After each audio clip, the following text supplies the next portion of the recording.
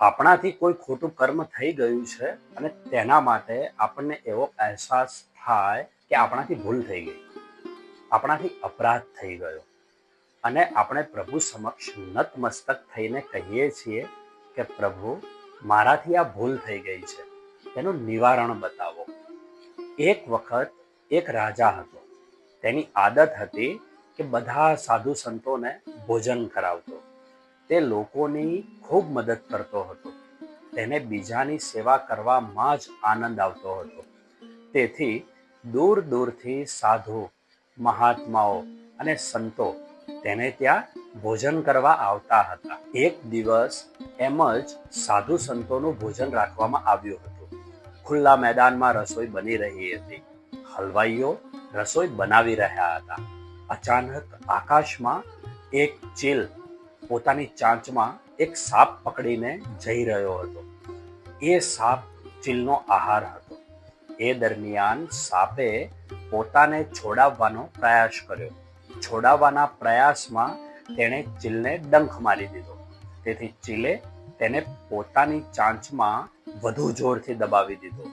આ ખેંચતાણ દરમિયાન સાપના મોઢામાંથી ઝેર ટપક્યું અને એ ઝેર રસોયાની એ કઢાઈમાં પડી ગયું, જેમાં સાધુ સંતો માટે ભોજન તૈયાર થઈ રહ્યું હતું. રસોયાને આ વાતની જાણ પણ ન હતી. પછી એ ભોજન પીરસવામાં આવ્યું. સાધુ સંતો, બ્રાહ્મણો, ભિક્ષુકો અને સૌએ ભોજન ગ્રહણ કર્યું. એ ઝેરના કારણે ઘણા લોકોનું મૃત્યુ થઈ ગયું અને ઘણા ગંભીર રીતે બીમાર પડી ગયા. રાજા આશ્ચર્યચકિત થઈ ગયો. તેને કંઈ સમજાયું નહીં. રસોઈયો પણ આશ્ચર્યમાં હતો. તેને પણ કંઈ સમજાયું નહીં. ત્યારે દેવતાઓએ ભગવાન શ્રી કૃષ્ણને પૂછ્યું, પ્રભુ, જણાવો કે આ અપરાધની સજા કોને મળવી જોઈએ?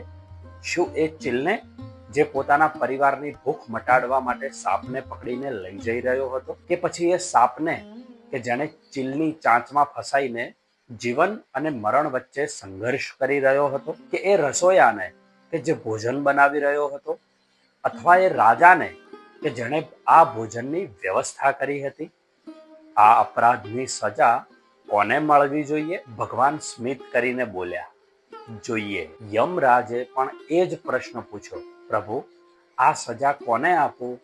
મારી સમજમાં કંઈ આવતું નથી. આ કર્મ કોના ખાતામાં લખવું?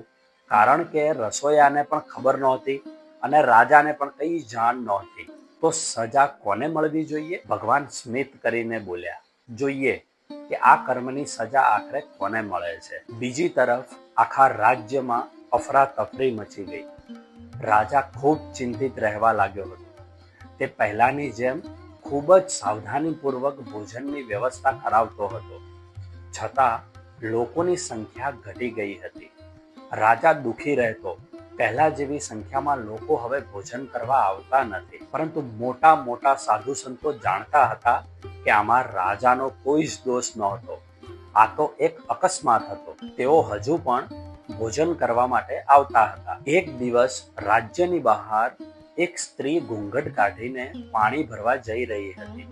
તે ખૂબ સંસ્કારી દેખાતી હતી. એ દરમિયાન કેટલાક સાધુ સંતો ત્યાંથી પસાર થયા. તેમણે પૂછ્યું, અમારે રાજાના મહેલમાં જવું છે, રાજાના ભોજનમાં સામેલ થવું છે.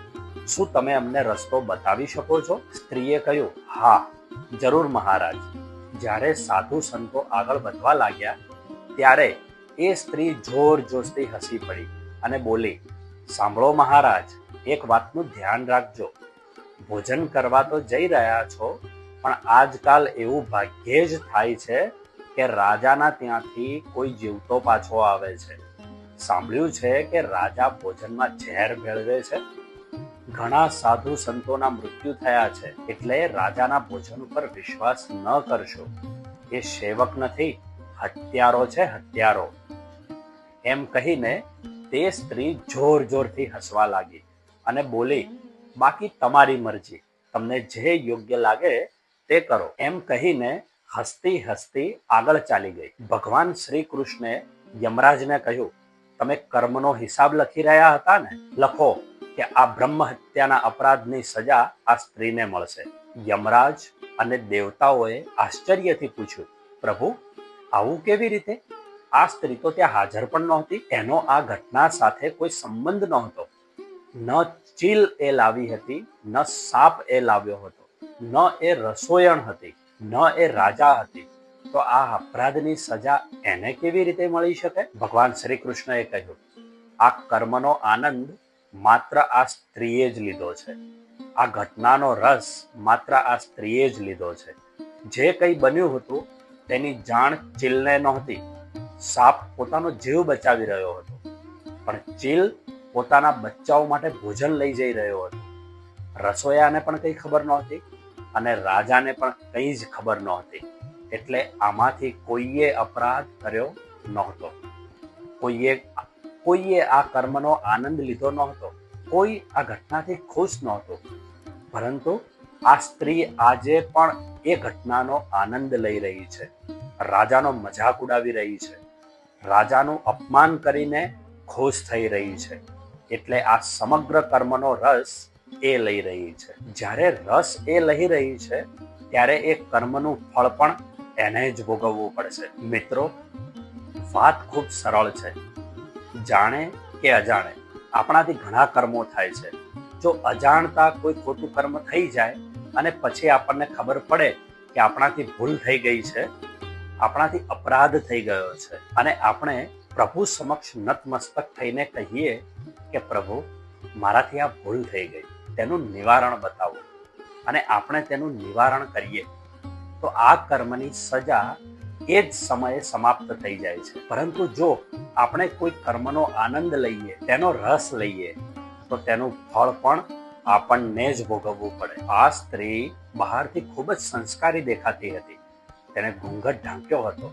પરંતુ તમે કેટલા પણ સંસ્કારી દેખાઓ, કેટલા પણ ઘૂંઘટ ઢાંકો અને કેટલી પણ મીઠી વાણી બોલો, જો તમે બીજાનો મજાક ઉડાવો છો, બીજાની નિંદા કરો છો, તેમની પરિસ્થિતિ પર હસો છો, તેમની હાલતનો ઉપહાસ કરો છો, તો વિશ્વાસ રાખજો કે તમે તેમના કરેલા કર્મના ભાગીદાર બની રહ્યા છો. અને એવું પણ બની શકે કે તેમને તે અપરાધની સજા ન મળે, કારણ કે તેનો રસ્તો તમે લઈ રહ્યા છો.